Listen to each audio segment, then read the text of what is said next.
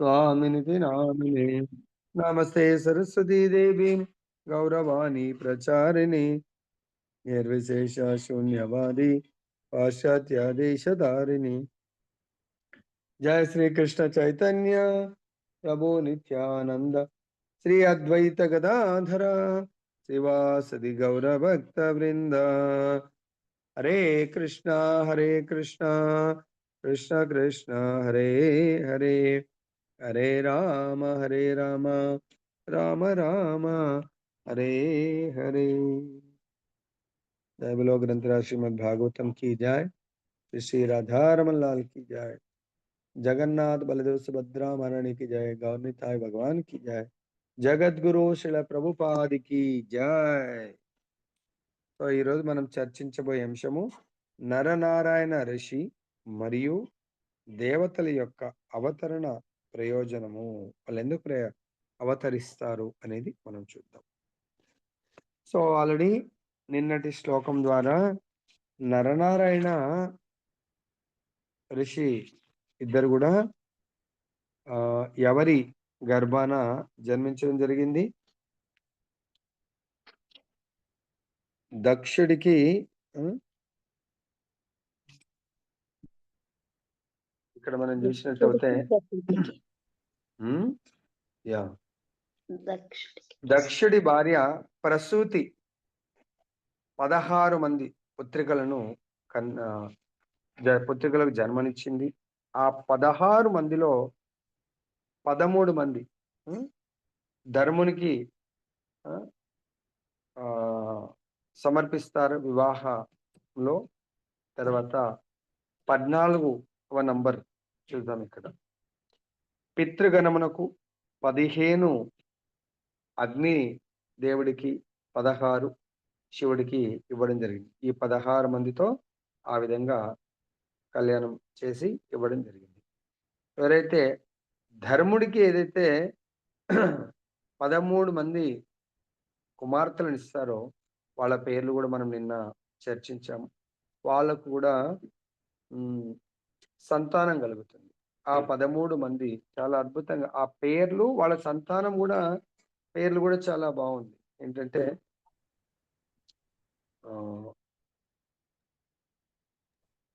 శ్రద్ధ 13 మందిలో శ్రద్ధ శుభముకు, మైత్రి ప్రసాదముకు, దయ అభయముకు, శాంతి సుఖానికి అంటే సంతానం పేర్లు, తుష్టి ముదమునకు, పుష్టి స్మయమునకు, క్రియ యోగమునకు, ఉన్నతి దర్పమునకు, బుద్ధి అర్థమునకు, మేధ స్మృతికి, తితిక్ష క్షేమమునకు, క్రీ ప్రశ్రయమునకు జన్మనొసగిరి. కళ్యాణ శోభిత యగు మూర్తి నరనారాయణులకు అంటే నరనారాయణ ఋషులకు జన్మ ఇవ్వడం జరుగుతుంది. నరనారాయణ ఋషుల యొక్క జన్మమూర్తి ద్వారా జరిగింది. దాని తర్వాత ఎప్పుడైతే నరనారాయణుల యొక్క ఆవిర్భావము జరిగిందో విశ్వమంతా కూడా, ఒక భారతదేశం కాదు, ఇక్కడ ఒక ప్లేస్ కాదు, విశ్వము అంటే మన ఇంట్లో ఎవరైనా జన్మిస్తే మన ఇంట్లో వాళ్ళు, మన చుట్టాలు ఆనందాన్ని లేకుంటే ఏదైనా పండుగను జరుపుకుంటారు. కానీ భగవంతుడి అవతరణ ప్రయోజనం ఏంటంటే ప్రపంచం కాదు, విశ్వమంతా కూడా ఆనందోత్సవాలను జరుపుకుంటారు. అది ఎందుకు అనేది మనం చూద్దాం. భగవంతుడి యొక్క అవతరణ దేని కొరకు జరుగుతుంది? భగవద్గీతలో చెప్పారు కదా, భగవంతుడి అవతరణ సంపూర్ణ అవతరణ ఉండొచ్చు, పార్షల్ ఉండొచ్చు. గౌరంగా నితాయినిమయ వాళ్ళ ఫ్రెండ్ అంటే చిన్ననాటి మిత్రుడు గౌరంగా వచ్చాడు, చెప్తాడు, చూస్తాం మనం. భగవంతుడి యొక్క అవతరణ దేని గురించి జరుగుతుంది? గౌరంగా అవతరణ దేని కొరకు? యదా యదా హి ధర్మస్య గ్లానిర్భవతి భారత. గ్లాని అంటే దానికి హాని కలుగుతుంది. ధర్మానికి ఎప్పుడెప్పుడు ఎక్కడెక్కడ హాని కలుగుతుందో అక్కడక్కడ నేను ఆ ధర్మాన్ని పునఃస్థాపించడానికి కొరకు, ధర్మానికి హాని కలిగించే వాళ్ళను నష్టపరచడానికి కొరకు, ఆ అధర్మాన్ని నశింపజేయడానికి భగవంతుడు అవతరిస్తాను అన్నాడు. ఇంకా దీనికంటే ఇంకా ముఖ్యమైన కారణం ఏంటి, ప్రయోజనం ఏంటి భగవంతుడి అవతరణకు? పరిత్రాణాయ సాధూనాం, సాధువులందరికీ కూడా సాంగత్యం ఇవ్వడానికి. ఇప్పుడు నరనారాయణ ఋషి ఏ రూపంలో అవతరించాడు? సాధు రూపంలో. కదా, ఋషి రూపంలో. అంటే ఇక్కడ పరిత్రాణాయ సాధూనాం. సో రామచంద్రుడు కూడా అరణ్యానికి వెళ్ళాడు. ఏ రూపంలో వెళ్ళాడు? చక్రవర్తి లాగా వెళ్ళాడా? వనవాసానికి ఏ రూపంలో వెళ్ళాడు? సాధువు రూపంలో. అవునా కదా? చక్రవర్తి హోదాలో వెళ్ళిండా? వెళ్ళలేదు. ఆయన సాధువులు ఏదైతే డ్రెస్సింగ్ వేసుకుంటారో తపస్సు చేయడానికి అరణ్యాలకు ఎవరు వెళ్తారు? చక్రవర్తి వెళ్ళినా సాధు వేషధారణ, సాధువు యొక్క లక్ష్యంతో వెళ్ళాల్సిందే అక్కడ. తపస్సు కొరకు వెళ్ళాలా చక్రవర్తి? అక్కడ వెళ్ళి భోగాలను అనుభవించడానికి వెళ్తాడా? సాధువులు ఎలా అయితే కట్టిగా నేల మీద పడుకుంటాడో రామచంద్రుడు కూడా, సీతమ్మ వారు కూడా కట్టిగా నేల మీద పడుకోవటము, ఈవెన్ పాదుకలు కూడా లేకుండా మొత్తం వనాల్లో సంచరిస్తూ ఉంటారు కదా. పండ్లు ఫలాలు తినకు. చక్రవర్తి అయితే రాజభోగ్ తినాల. రామచంద్రుడు రాజభోగ్ తిన్నాడా ఒక్కరోజన్నా? తినలేదు. కేవలం పండ్లు ఫలాలు కందమూలాలు ఆకులను తినుకుంటూ. అదేవిధంగా నరనారాయణ ఋషి కూడా, సో ఆయన ఋషి సాధు రూపంలో అవతరించారు. దేని కొరకు? సాధువులందరికీ కూడా ఆనందాన్ని ఇవ్వడానికి. పరిత్రాణాయ సాధూనాం వినాశాయ చ దుష్కృతాం. మరి ఈయన క్షత్రియుడు కాదు కదా. వినాశాయ అంటే దుష్ట దుర్మార్గులను నశింపజేయడానికి వచ్చాడా? ఎవరైనా సంహరించాడా? నరనారాయణ ఋషులు ఎవరైనా సంహరించారా? ఎవరిని సంహరించలే. సో దేని కొరకు వచ్చాడు? నరులలో ఉన్నటువంటి దుర్మార్గపు దుష్ట బుద్ధిని, అజ్ఞానాన్ని, అజ్ఞానమనే అంధకారాన్ని, మన లోపల ఉన్నటువంటి 6 రకాలటువంటి శత్రువులు, మనమని ఆత్మని పతనము చేసేటువంటి శత్రువుల్ని సంహరించడానికి కొరకు ఆయన తపస్సు ఎలా చేయాలి? స్వయం భగవంతుడేమో భోక్తారాం యజ్ఞ తపసాం మహేశ్వరం భూతానం జ్ఞాత్వం. అంటే భగవంతుడు భోక్త, భోగించడానికి, ఎంజాయ్ చేయడానికి వస్తాడు కదా. మననేమో కష్టపెడుతున్నాడు భగవంతుడు. ఇది ఎలా న్యాయం అనుకుంటాం. కానీ ఈ అంశంలో నరనారాయణ ఋషి భోగించడానికి భోక్తారాం కాదు, దీంట్లో కూడా భోక్త. తపస్సు ద్వారా కూడా భోక్త. ఎలా అంటే ఎట్లా ఎంజాయ్గా ఉండొచ్చు అంటే, మనకు చూడడానికి కొరకు ఈ దేహానికి వసతులు, దేహాన్ని సుఖపెడితే ఆహా ఎంత ఎంజాయ్ చేస్తుంది అనుకోవచ్చు. కానీ నరనారాయణ ఋషి ఆత్మకు భోక్త ఎట్లా అనేది, ఆత్మానందాన్ని ఎలా పొందాలనేది మనకు ఆ అవతారం యొక్క మెయిన్ ముఖ్య ప్రయోజనము. సో నరులు, మనందరం మనుషులము, ఈ దేహాన్ని సుఖపెట్టాలంటే దేహము లిమిటేషన్స్ ఉంటాయి. చాలా టేస్ట్ ఉంది, ఎక్కువ తింటే అది మనకు రివర్స్ కొడుతుంది. తర్వాత ఎనీథింగ్, కళ్ళు చాలా మంచిగా అనిపించింది, ఎక్కువ చూస్తే కళ్ళకి ఎఫెక్ట్ అవుతుంది. Anything material senses. కానీ ఆత్మానందం ఏదైతే ఉందో అన్లిమిటెడ్, యూ కెన్ టేక్. నామం 24 hours if you want to do you can do. 24 hours meditate if you want to do you can do. అదే సపోజ్ నువ్వు వేరే దేన్నన్నా, నాకు డబ్బులు కావాలా, డబ్బులు కావాలంటే సో యూ కెనాట్. అదే భగవంతుడి నామం హరే కృష్ణ కృష్ణ కృష్ణ హరే హరే, హరే రామ రామ రామ హరే హరే. హరిదాస్ ఠాకూర్ 24లో 22 hours భగవన్నామం చేసేవాడు. తర్వాత ఎటువంటి ఆయనకు సుకృతి వచ్చింది?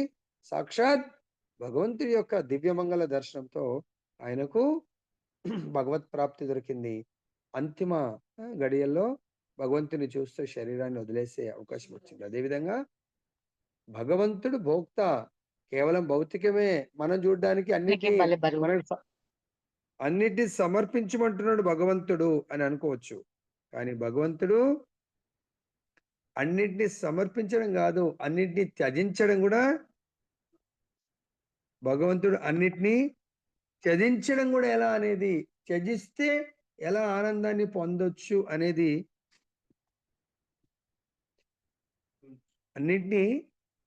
ఇప్పుడు ఋషి తపస్సు చేస్తున్నాడంటే భౌతికమైనటువంటి వసతులు అన్నిటిని కూడా త్యజిస్తూ అత్యంత ఆనందాన్ని ఎలా పొందొచ్చు. అదే భోక్త, అన్నిటినీ పొందుతూ అన్నిటిని త్యజిస్తూ. There is no difference for Krishna and pure devotee.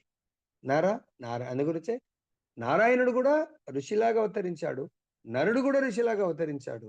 నారాయణుడి త్యజిస్తూ ఏ ఆనందాన్ని పొందుతున్నాడో నరుడు కూడా సేమ్ ఆనందాన్ని పొందుతాడు అని చూపించడానికి నరనారాయణ ఇద్దరు. అంటే మనం అనుకోవచ్చు, అరే భగవంతుడికి ఏముంది, చలి ఉండదు, భగవంతుడికి అన్ని కూడా ఓకే. కానీ నరులకి ఎక్కడ అవుతుంది? పాసిబిలిటీ అవుతుందా? త్యజించ ఇంపాసిబుల్ ప్రభుజీ. సో ఇంటిని వదిలేయాలా, దీన్ని వదిలేయాలా, దాన్ని కాని పని ప్రభుజీ. నరుడు కూడా ఋషిలాగా జన్మించాడు. ఎవరు వాళ్ళు ఇద్దరు?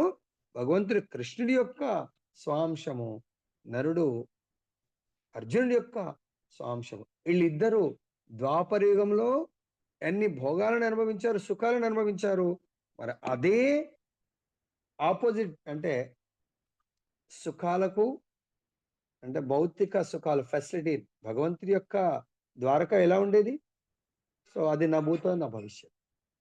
అర్థమైందా? అంత సుఖం ఎవడు అనుభవించలేడు. అదేవిధంగా అర్జునుడి యొక్క ఇంద్రప్రస్థం కూడా నా భూతో నా భవిష్యత్. ఆఫ్టర్ ద్వారక ఇంద్రప్రస్థ ఇది ఇంకా ఈ ప్రపంచంలో అంత ఫెసిలిటీస్, ఈవెన్ దేవతలకే చాలా ఈర్ష్య అనిపించే విధంగా ఉండేదంట ఇంద్రప్రస్థం. స్వర్గానికి కూడా, స్వర్గలోక వాసులకు కూడా మాకంటే కూడా గొప్ప ఫెసిలిటీ ఉంది ఇంద్రప్రస్థం. మరి అంత సుఖాలను అనుభవించారు. అట్ ది సేమ్ టైం వాటి తుచ్చంగా వదిలేసి వనాలకు వెళ్ళిపోయారు. అదేవిధంగా భగవంతుడు నరుడు ఏ విధంగా ఋషి జన్మెత్తితే అంటే మనందరికి ఒక ఆదర్శం, ఎట్లా ఉండాలో నిజమైన జీవితము అనేది చూపించడానికి భగవంతుడు ఇక్కడ అవతరించడము జరిగింది. మీరు చూద్దాం. నేను అనుకుంటున్నాను అర్థమైంది అనుకుంటున్నాను. బహుశా నరనారాయణుల ఋషుల యొక్క అవతార ప్రయోజనం. ఇప్పుడు దేవతలు కూడా చూస్తాం, వాళ్ళు కూడా ఎందుకు అవతరిస్తారు వీళ్ళతో పాటు, భగవంతుడితో పాటు. భగవంతుడి సృష్టిలో వాళ్ళు కూడా ఒక భాగస్వాములు. ఎందుకు వాళ్ళని భగవంతుడు ఈ భౌతిక ప్రపంచంలో అవతరింపజేస్తాడు? దీంట్లో తాత్పర్యం భాష్యం శ్రీల ప్రభుపాదులు వర్ణించారు. దేవతలు ఇట్లా పలికిరి. ఈ జగత్తు అంతా కూడా, ఈ జగత్తు దేవతలు డిస్కస్ చేస్తున్నారు భగవంతుడి అవతరణ గురించి. ఎప్పుడైనా మనం పుట్టినప్పుడు ఏదో ఫెస్టివల్ సెలబ్రేట్ చేస్తాం, కానీ భగవంతుడి జన్మ కాదు కాబట్టి భగవంతుడు అవతరించాయంటే భగవంతుని గ్లోరిఫై చేస్తాం. భగవంతుడి యొక్క భక్తుల్ని ఏమని స్తుతిస్తున్నారు? ఈ జగత్తంతా కూడా భగవంతుడి బాహ్య శక్తిగా సృష్టించడం జరిగింది. అది ఎలా ఉంది? వాయువు మరియు మేఘములు అంతరిక్షమున స్థితమైనట్లు ఈ జగత్తంతా కూడా. సో మనకు మేఘాలు కనబడతా ఉంటాయి, ఆ మేఘాలు దాంతోపాటు వాయువు కూడా ఉంటుంది, కానీ వాయువు కనబడదు, మేఘాలు కనబడతాయి. అదేవిధంగా ఈ జగత్తు మొత్తం, భౌతిక జగత్ అంతా కూడా భగవంతుడి యందు నిలిచి ఉంది, కానీ అది మనకు కనబడదు.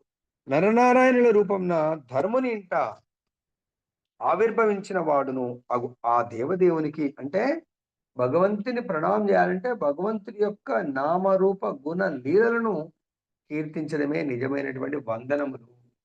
అదే మనకైతే దండవత్ ప్రణామం ప్రభుజీ అని చెప్పేసి పాదాలకు టచ్ చేస్తూ ఉంటాం. దట్ ఈస్ నాట్ రియల్ దండవత్ ప్రణామం. సో మీరు ఎవరికైతే ప్రణామం చేయాలనుకుంటున్నారో వాళ్ళకి ఎంత దూరంగా ఉన్నా మీరు దండవత్ ప్రణామం చేయొచ్చు. కేవలం ఈ నోటి ద్వారా, పెదవుల ద్వారా దండవత్ ప్రణామం ప్రభుజీ, దండాలు ప్రభుజీ, దండవత్, that is not real.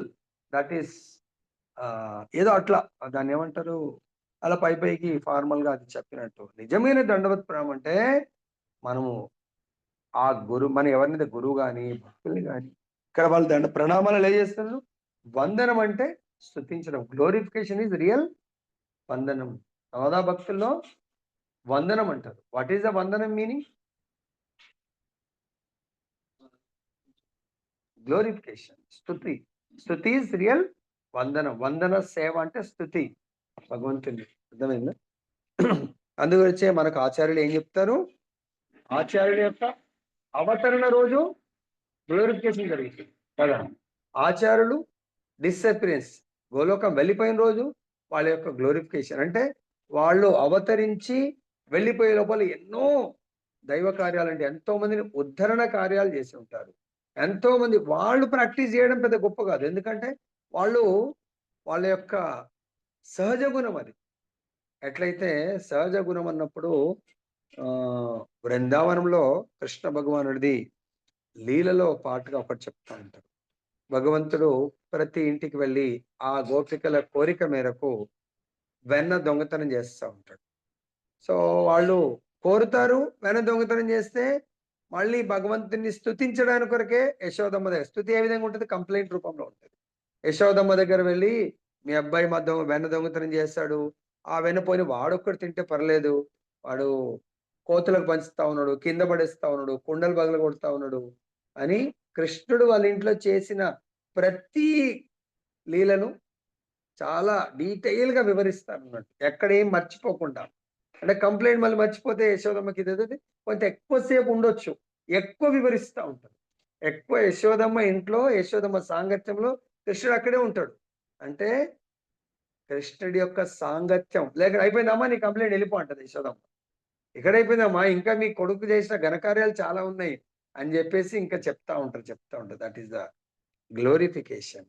So అప్పుడు యశోదమ్మ అంటది, నా కొడుకుని రెడ్ హ్యాండ్ గా పట్టుకొని, నా కొడుకు మీద మీరు కంప్లైంట్ చేయొద్దు, కంప్లైంట్ చేయాలంటే రెడ్ హ్యాండ్ గా పట్టుకోండి అని గోపిక అంటుంది యశోదమ్మ. అప్పుడు ఏం చేస్తుంది ఆ గోపిక, సరే ఇలానా రెడ్ హ్యాండ్ గా పట్టుకుంటానమ్మా అని చెప్పి వెళ్ళి ప్రతి ఇంటి దగ్గర గేటుకు, తర్వాత డోర్లకు, ఆ ఉట్టి కుండ ఎక్కడ ఉట్టికి కుండకు, ఆ కృష్ణుడు వెన్న తినడానికి వాడే ప్రతి బల్లకు ప్రతి దానికి గంటలు కడుతున్నాడు. అప్పుడు కృష్ణుడు గేట్ దగ్గర రాగానే చూస్తాడు, ఏంటి ఇలా కొత్తగా కనబడుతుంది గేటు అని. గంటలు ఏమైనా అలంకారం అని చూస్తే అక్కడ ఉంది, డోర్కు ఉన్నాయి, కిటికీలకు ఉన్నాయి, కిటికీలోంచి దూకి పారిపోతా ఉంటారు అన్నట్టు. ఎక్కడ కృష్ణుడు దేన్ని వాడుతాడో ప్రతి దాన్ని కేర్ తీసుకున్నాడు. ఎక్కడో ఒక్క దగ్గర మాకు శబ్దం వినబడాలా, కృష్ణుడిని పట్టుకోవాలా. సో అప్పుడు కృష్ణుడు ఆ గంటలకు ముందే వార్నింగ్ ఇస్తే, ఏ గంటలారా, ఈ గోపిక అనుకుంటుంది మీకు జీవం లేదనుకుంటుంది, మీరు గోపిక మాట వింటారనుకుంటుంది, కానీ మీరు నా మాట వినాల్సిందే, ఎవ్వరు కూడా మోగకూడదు మీరందరూ కూడా. అంటే ఓకే, గంటలన్నీ కూడా అందుగురించి కృష్ణ లోకంలో నిర్జీవం అనేది ఉండదండి. రాళ్ళు గాని కృష్ణుడు వాడే ప్రతిదీ కూడా జీవమే. కృష్ణుడి దగ్గర నిర్జీవం అనే పదం ఉండదు. కృష్ణ లీలలో నో నిర్జీవం. మురళి జీవం. కృష్ణుడు వాడే పాదుకలు ప్రతిదీ కూడా జీవం. కాబట్టి మిల్క్. సో అందుగురించే ఆ పాలు కూడా పొంగి పొర్లిపోతాయంట, అవి కూడా బాధపడతావు. అర్థమైందా? సో ఆ విధంగా ప్రతిదీ కూడా జీవం ఉంటాయి. సో అవి కూడా ఓకే అని యాక్సెప్టెన్స్ చెప్తాయి. కానీ గంటలకే జీవం ఉంది, మనము జీవించి ఉండంగా కూడా కృష్ణుడి యొక్క మాట వినలేకపోతున్నామంటే మనము అదృష్టవంతులమా, గంటల అదృష్టవంతులా? చూసుకోండి మీరు. కర్తాల్ జీవం. సో అప్పుడు కృష్ణుడు హాయిగా లోపలికి వెళ్ళి ఎక్కడ కిటికీలకు అన్నిటి ఓపెన్ చేస్తున్నాడు. కృష్ణుడు ఆదేశం ఇచ్చాడు కదా, ఏది మోగకూడదు, మోగట్లేదు. అప్పుడు వెన్న తీసుకున్నాడు, అందరికీ కోతలకు వాళ్ళ ఫ్రెండ్స్ అనేది తినబెడతా ఉంటే వాళ్ళు తిని అప్పుడు వాళ్ళకి అనిపించిందంటే, అరే ఇదేంటి, సో వన్ వే ఇది బాగాలేదు, కృష్ణుడు మనకు తినబెడతా ఉంటే మనం కూడా కనయ్యకు తినబెట్టాలి కదా అని చెప్పేసి ఒక గోప బాలుడు ఆ వెన్న తీసుకొని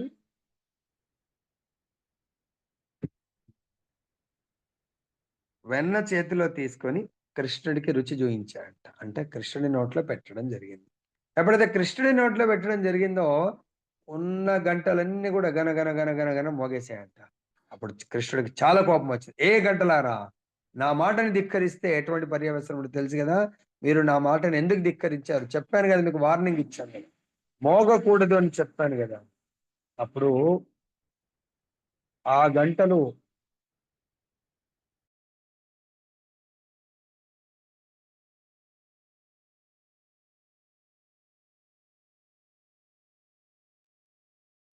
గంటలు వినమ్రతతో, వినయ విధేయతలతో, ప్రభు క్షమించండి, మీరు చెప్పింది పాటించాము, కానీ మీరు మాకు శాశ్వతమైనటువంటి మా సహజ ధర్మము గంట అనే జన్మ మేము తీసుకోవడానికి మా యొక్క ధర్మం కూడా ఒకటి ఉంది. ఆ ధర్మము తెలియకుండానే మేము పాటించాల్సి వస్తుంది, ఆటోమేటిక్ వచ్చింది. ఏంటి ఆ ధర్మం ఇది? మీకు నైవేద్యం సమర్పిస్తున్నప్పుడు మేము గంట రూపాన్ని ధరించినందుకు మేము మోగవలసిందే. మీరు నైవేద్యం స్వీకరిస్తూనే మోగవలసి. అందుగురించి ప్రతి టెంపుల్లో నైవేద్యం ఎనీ సాంప్రదాయ నైవేద్యం సమర్పిస్తున్నాం. మీరు కూడా ఎప్పుడైనా నైవేద్యం పెడుతుంటే గంట వాయించకుండా నైవేద్యం పెట్టారు, అది భగవంతుడు స్వీకరించడు. అంటే తులసి వేసి గంట యొక్క శబ్దము వినపడాల్సిందే. మరి ఒక గంటకు అంత జ్ఞానం ఉందండి. మరి మనము ఒక మానవుడి జన్మెత్తి మనకు భగవంతుని సహజంగా సేవించడం అనేది సేవిస్తున్నామా లేదా ఆలోచించండి. అప్పుడు ఇక్కడ ఎక్కడ వచ్చింది ఇది? ఆ, నరనారాయణ రూపమున అంటే భగవంతుడి ఈ భౌతిక సృష్టి అంతా కూడా భగవంతుడి యొక్క, మనం మొన్న ఆల్రెడీ విరాట్ రూపము భగవంతుడి యొక్క ఆ ఆ విశ్వరూప సందర్శన చేశాము. దాని లోపల విశ్వం అంతా కూడా భగవంతుడి లోపల ఉంది. సపోజ్ నా యొక్క దేహములో ప్రతి పార్ట్ నాకు కోఆపరేట్ చేయాల్సిందే. నా దేహంలో ఉన్న నా చెయ్యి నాకు కోఆపరేట్ చేయకుండా ఇతరులకు కోఆపరేట్ చేసిందనుకోండి, మీనింగ్‌లెస్. ఇప్పుడు సపోజ్ నేను కన్న సంతానం గాని, నా వైఫ్ నాకు కోఆపరేట్ చేయకుండా ఇతరులకు కోఆపరేట్ చేసిరనుకోండి, ఎలా ఉంటది? ఓకేనా? హ్యాపీగా ఉంటారా?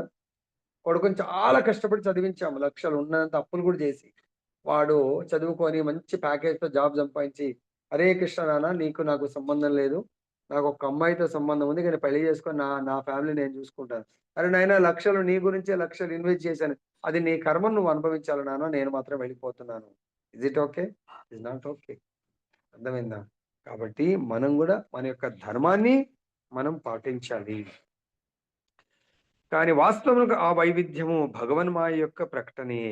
ఆ మాయాశక్తి అతని యందే విలిస్తమైనది.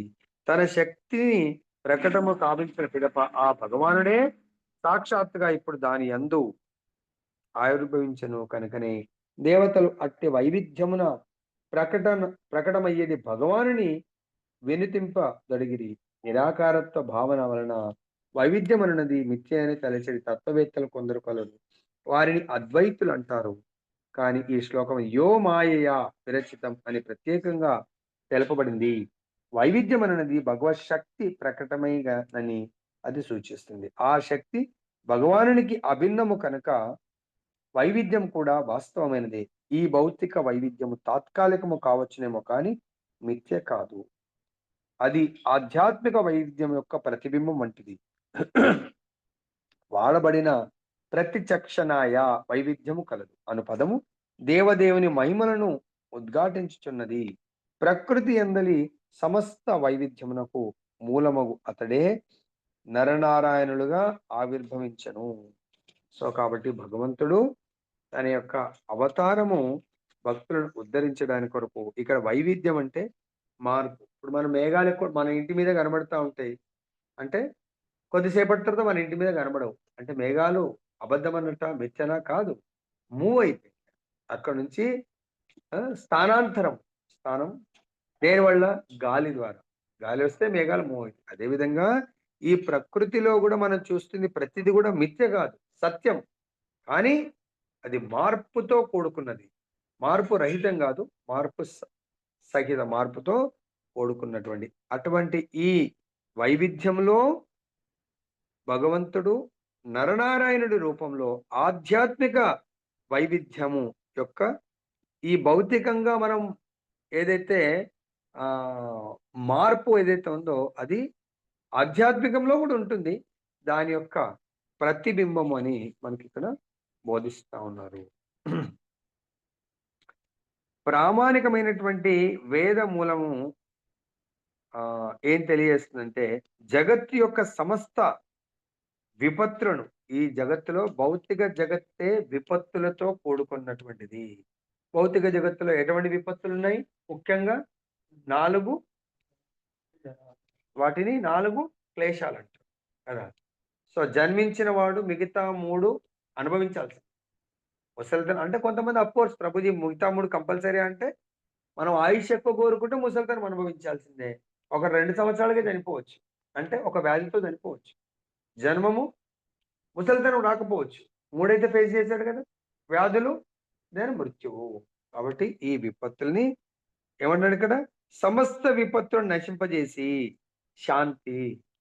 మరి మనకి ఈ విపత్తులను నశింపజేసుకుంటేనే శాంతి వస్తుంది. మనకి ఈ విపత్తులే అనుకోని అశాంతి. సౌభాగ్యం నెలకొల్పబడును. అగు దేవదేవుడే దేవతలపై తన దృష్టిని సారించుగాక. అతని కృపావీక్షణము శ్రీనికేతమగు అమల అరవింద శోభనే అతిశయించును.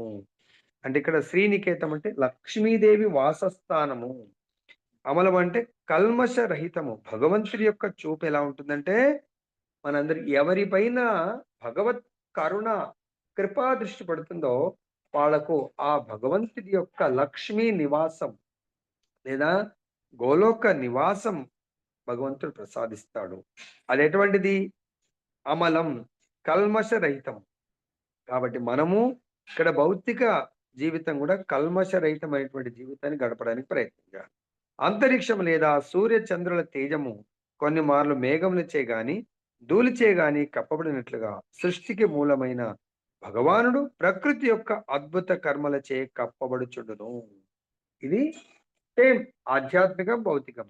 భౌతికంగా భౌతిక ప్రపంచంలో సూర్యుడు కొన్నిసార్లు పెద్ద మేఘంతో కప్పివేయబడి మొత్తం చీకట్లాగా అయిపోతుంది డే టైంలోనే. కానీ అక్కడ సూర్యుడు లేడంట, ఉన్నాడు. కేవలం మేఘం వల్ల కప్పబడినాడు. ఆ మేఘం తొలగిపోతూనే, మేఘం దేని వల్ల తొలగిపోతుంది? వాయువు వల్ల. అదేవిధంగా భగవంతుడి యొక్క స్థితి, భగవంతుడిని కూడా భౌతిక ప్రకృతి తన మాయ వల్ల కప్పివేస్తుంది. అదే భగవంతుడు లేడా? భగవంతుడు ఉన్నాడు. కనుక శాస్త్రవేత్తలు ప్రకృతియే సమస్త ప్రకటనలకు చరణకారంని భావిస్తా. అలా కప్పివేయడం వల్ల శాస్త్రవేత్తలు ఏమనుకుంటున్నారు? దాని బ్యాక్ సైడ్ ఇప్పుడు సూర్యుడు కనబడట్లేదు అంటే ఆ మేఘం ఉందంటే లేదు సూర్యుడు ఈరోజు ఉదయించలేదన్నట్ట, సూర్యుడు లేడన్నట్ట ఉన్నాడు. రాత్రిపూట సూర్యుడు లేడన్నట్ట, సూర్యుడు ఉన్నాడు. కానీ భూమి తిరిగింది కాబట్టి ఆ తిరగడం వల్ల సూర్యుడు ఎక్కడైతే ఉన్నాడో అటువైపు భూమిలా తిరగడం వల్ల సూర్యుడి ఫేసింగ్ సైడు ఆ ఆ ప్రాంతంకు సూర్యుడు కనబడతా ఉంటాడు. అది పగలు. సో ఎక్కడైతే ఆపోజిట్ డైరెక్షన్ లో చంద్రుడు ఉన్నాడో అటు సైడు చీకట్లాగా ఉంటుంది, చంద్రుడు కనబడతాడు. కానీ శాస్త్రవేత్తలు ఈ ప్రకృతే మూలమని అనుకుంటారు. కానీ శాస్త్రము, భగవద్గీత, వేద వాంగ్మయం మనకు తెలిసేదేమంటే ఈ అద్భుతమైనటువంటి సృష్టి వెనుక భగవానుడు ఉన్నాడు. ఈ జగత్తునందు ధర్మము నెలకొల్పుటకు మరియు సత్వగుణయుతులకు జనులకు దర్శనమిచ్చుటకు అతడు ఆవిర్భవించును. సో భగవంతుడి ఆవిర్భావం ఏంటి? ధర్మాన్ని మరియు సత్వగుణయుతులు అంటే ఎవరు? సత్వగుణయుతులు అంటే 2వ శ్లోకం ఏంటది? 4.8, 4.7 యదా యదా ధర్మస్య, 4.8 పరిత్రాణాయ సాధునా. సాధువులు ఈవెన్ సత్వగుణం కాదు కూడా కాదు, విశుద్ధ సత్వంలో ఉంటారు. ఓకే, అట్లీస్ట్ మినిమం సత్వగుణయుతులకు జనులకు దర్శనం ఇవ్వడానికి కొరకు భగవంతుడు అవతరిస్తాడు. ఎగ్జాంపుల్ చూసుకున్నట్టయితే దుర్యోధనుడికి కూడా అక్కడ అంటే సంపూర్ణ విశ్వరూపం కాదు, ఆ నిండు సభలో పార్షల్ అంటే పాక్షిక విశ్వరూపాన్ని, కానీ దాన్ని చూసి కూడా దుర్యోధనుడికి జ్ఞానోదయం కలగలేదు. అదే అర్జునుడు విశ్వరూపం చూశాడు, కానీ అర్జునుడికి సంపూర్ణమైనటువంటి జ్ఞానం కలిగింది. కాబట్టి వాళ్లకు దర్శనం ఇస్తాడు. అదే దుర్యోధనుడు ఏ గుణంలో ఉన్నాడు? దుర్యోధనుడు ఉన్న గుణం ఏంటి? రజోలో ఉన్నాడు. కాబట్టి అర్జునుడు సత్వ లేదా విశుద్ధ సత్వంలో ఉన్నాడు. అర్జునుడు భగవత్ రూపాన్ని గ్లోరిఫై చేస్తాడు. అదే దుర్యోధనుడు గ్లోరిఫై కాదు కదా, భగవంతుని నిందించడము, భగవంతుని పట్ల అపరాధం చేస్తాడు.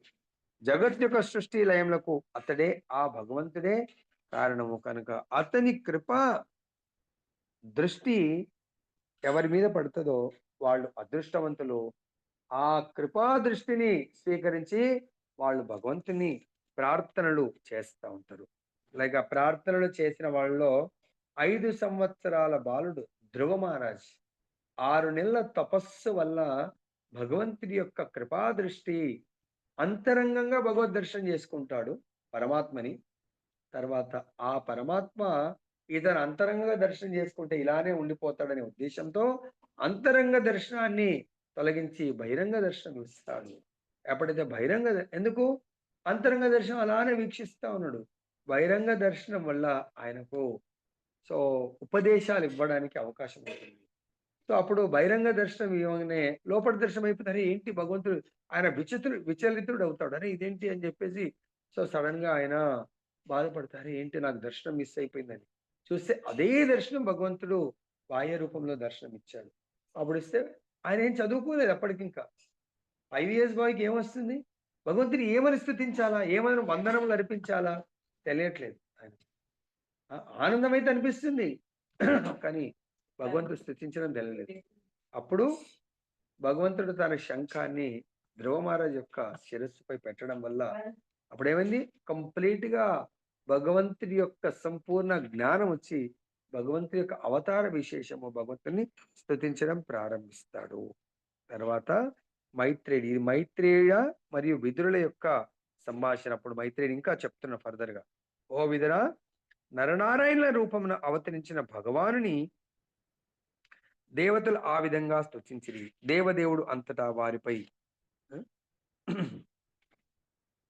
వారిపై కరుణా దృష్టిని సాధించి పిదప గంధమాదన పర్వతమునకేగెను. సో ఇక్కడ నరనారాయణుల యొక్క ఆ ఋషుల యొక్క అవతార విశేషము ఎందుకు అవతరించడము జరిగింది. వాళ్ళ యొక్క రూపం అవతరించారు నరనారాయణ ఇద్దరు.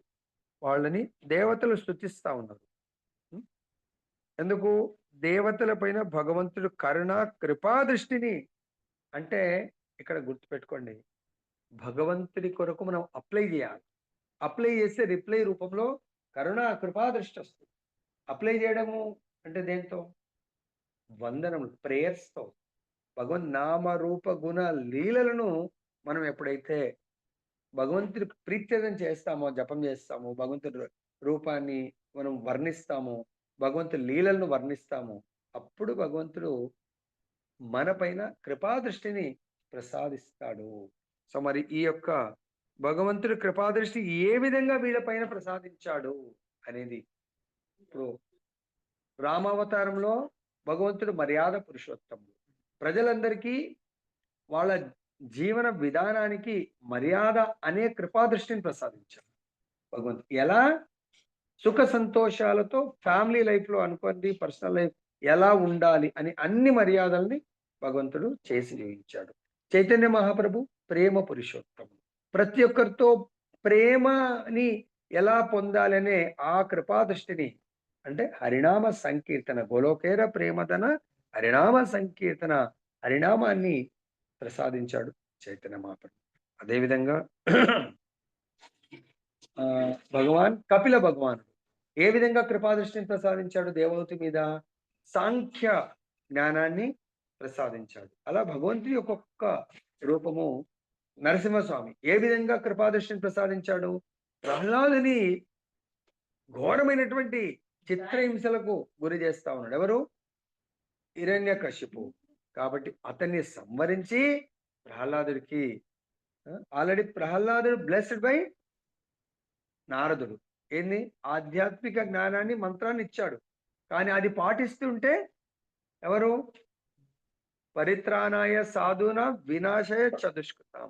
సో సాధువు తన యొక్క ధర్మాన్ని పాటిస్తా ఉన్నప్పుడు దుర్మార్గుడు ఆయన యొక్క ధర్మ నిర్వహణలో అడ్డంకిగా వస్తా ఉన్నాడు.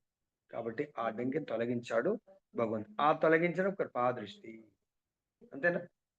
తర్వాత ఇక్కడ మరి నరనారాయణుల యొక్క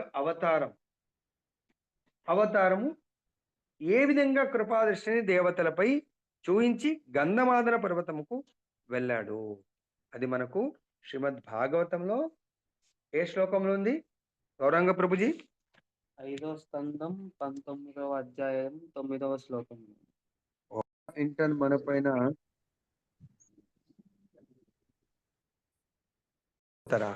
ఫోన్ చేయాలా? రుక్మిణి ఉట్టి లెటర్ పంపించింది, నేనెందుకు వెళ్తా అని అనుకున్నాడా? లేకుంటే కృష్ణుడు వచ్చి రుక్మిణిని సేవ్ చేసి తీసుకెళ్ళిపోయాడా? కృష్ణుడు వచ్చి తీసుకొని వెళ్ళిపోవడం జరిగింది. అలానే మన భగవత్ సేవ కొరకు సపోజ్ అలా ఇన్ఫర్మేషన్ వస్తే చాలు. ఇన్ఫర్మేషన్ వస్తే కన్ఫర్మేషన్ చేయాలంట. అర్థమైందా? Yes, confirmed. మనకు కూడా రేపు సాటర్డే రోజు అందరికీ ఇన్ఫర్మేషన్ ఉంది, కన్ఫర్మేషన్ ఎవరు చేయట్లేదు. ఇన్ఫర్మేషన్, భగవత్ సేవ యొక్క ఇన్ఫర్మేషన్ ఎవరి ద్వారా వచ్చింది? ఇట్ ఈస్ బ్రాహ్మణుడి ద్వారా వచ్చింది. ఏమన్నా రుక్మిణి పర్సనల్ గా ఫోన్ చేసి లేకుంటే ఏమైనా చేసిందా? లేదు, బ్రాహ్మణుడి ద్వారా పంపించింది. మనకు కూడా ఇన్ఫర్మేషన్, భగవత్ సేవ కొరకు ఇన్ఫర్మేషన్ వస్తే ఇమ్మీడియట్ గా కన్ఫర్మ్ చేశానంట. మరి మనం అలా చేస్తున్నామా లేదా చూసుకోండి. కాబట్టి ఇక్కడ నరనారాయణ ఋషి వీటన్నిటిని కూడా దేవతల ద్వారా మనందరికి ప్రసాదించడానికి జన్మ తీసుకోవడం జరిగింది, అవతారం. ఓ విధిరా, నరనారాయణుల రూపమున అవతరించిన భగవానుని దేవతలు ఆ విధంగా స్తుతించిరి. దేవదేవుడు అంతటా వారిపై కరుణా దృష్టిని సారించి పిదప గంధమాదన పర్వతమును గేగెను. వాళ్ళపైన కరుణ కృప అంటే దీని మీనింగ్ ఏంటంటే దయచేసి అర్థం చేసుకోండి. మన పైన కూడా భగవంతుడి యొక్క శుద్ధ భక్తుడు కరుణ కృపా దృష్టిని ప్రసాదించడానికి మన కొరకు విచ్చేయడం జరుగుతుంది. మన ఇంటికే రావడము, లేదంటే ఏదైనా సాధు సంఘ ప్రోగ్రామ్ లో మన గురుదేవులు వచ్చారంటే ఆయన యొక్క పర్సనల్ కరుణ కృపని పొందడానికి మనం పరిగెత్తాలంట. గురువు గారు 10 సార్లు పిలవాల్సిన భగవంతుడు పిలుస్తున్నాడా? అవతరించాడు, వెళ్ళిపోతున్నాడు, అక్కడ ఉండట్లేదు. అర్థమైందా? నెక్స్ట్, శ్రీకృష్ణుని అంశయగు ఆ నరనారాయణులు ఇప్పుడు భూభార నివారణార్థమై యదుకురు వంశంలో కృష్ణార్జునులుగా అవతరించిరి. అంటే నరనారాయణులు ఎప్పుడో జన్మ తీసుకున్నారు. అంటే అప్పటి నుంచి, అంటే ఎన్నో కృతయుగంలో, సత్యయుగంలో ఇది జరిగిన విషయం. ఇది సత్యయుగం నుంచి అప్పుడు నరనారాయణ ఋషులు జన్మ తీసుకొని అవతారం తీసుకొని ఎప్పటి వరకు ఉన్నారు? Still they are there. అర్థందా? కృష్ణార్జునులు అవతరించినప్పుడు కూడా నరనారాయణ అంటే ఈ అవతారానికి ముందే పాక్షికమైనటువంటి అవతారంలో ఋషుల రూపంలో అవతరించడం జరిగింది. నారాయణుడు దేవదేవుడు, అతని అంశయే నరుడు. ఆ విధంగా శక్తి మరియు శక్తిమంతుడు అనేది 2 అంశములు కలిపియే దేవదేవుడు అయ్యను. పీడిత జనమును దుఃఖభారం నుండి విడుదల చేసేది ఉద్దేశంతో నరనారాయణి అంశమగు నరుడు కురువంశములను, కృష్ణుని అంశమగు నారాయణుడు దేవదేవుని రూపములను అరుదెంచిరని మైత్రేయుడు ఇక్కడ విదురునికి తెలియజేయడం జరిగింది. అనగా నరనారాయణుడు అప్పుడు జగమున కృష్ణార్జున రూపంలో నిలిచి ఉండెను. అంటే సంపూర్ణం అన్నట్టు. నర నారాయణుడేమో పాక్షికము, వాళ్ళ యొక్క సంపూర్ణము, నరుడి యొక్క సంపూర్ణ అవతారం వచ్చి అర్జునుడు, నారాయణుడు ఋషి యొక్క సంపూర్ణ అవతారము కృష్ణుడు. నరనారాయణులేమో ధర్మాన్ని, జ్ఞానాన్ని, వైరాగ్యాన్ని వీటిని ప్రసాదించడానికి కృతయుగంలో జన్మ తీసుకుంటే, వారి యొక్క సంపూర్ణ అవతారం వచ్చి భూభారాన్ని, దుష్ట దుర్మార్గం సంహరించడానికి కృష్ణార్జునుల రూపంలో అవతారం తీసుకుంటారు వాళ్ళు. తర్వాత ఇంకా దేవతలు. అగ్నిదేవుడు తన భార్యకు స్వాహ వలన పావకుడు, పవమానుడు, శుచి అను ముగ్గురు పుత్రులను బడిసెను.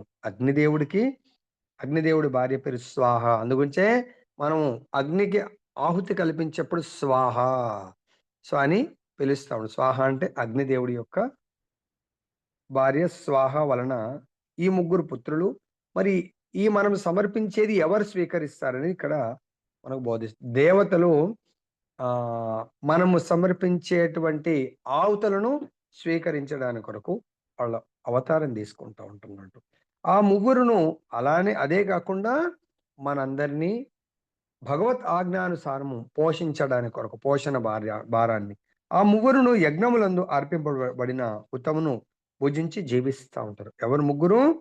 పావకుడు, పవమానుడు, శుచి అనే ముగ్గురు కుమారులు మనం అర్పించినటువంటి ఆహుతులను స్వీకరిస్తూ ఉంటారు.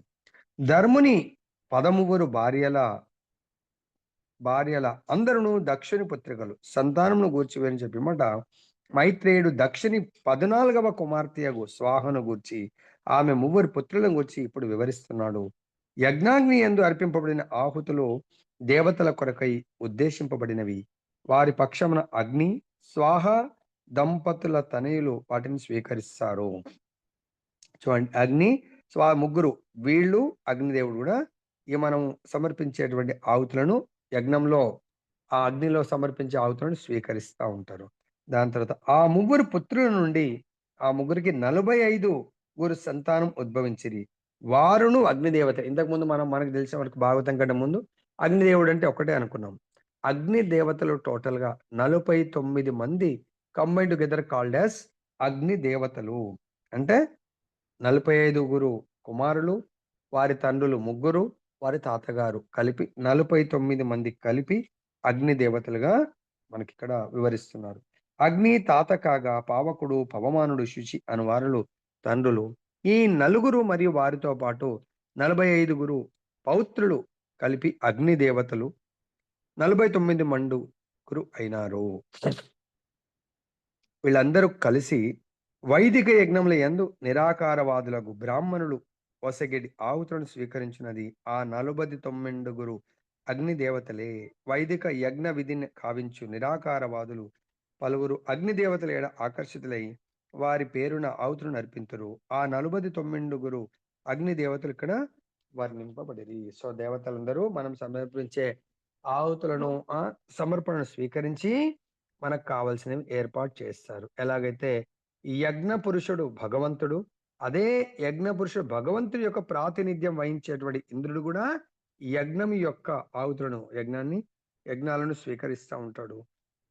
సో నరులు అంటే మానవులు చేసేటువంటి పూజా ఫలాలను ఇంద్రుడు స్వీకరించి మనకు కావాల్సినవన్నీ ఏర్పాట్లు చేస్తాడు. కానీ ఎవరైతే డైరెక్ట్ భగవంతుని వర్షిప్ చేస్తారో వాళ్ళకు డైరెక్ట్ భగవంతుడి కృప వల్ల everything they will get it. So జయ బలో గ్రంథరాజ్ శ్రీమద్ భాగవతం की जय, श्री श्री राधा रमन लाल की जय, जगन्नाथ बलदेव सुभद्रा महारानी की जय, गौर निताई भगवान की जय, जगत गुरु श्री प्रभुपाद की जय, श्री श्रीपाद गुरु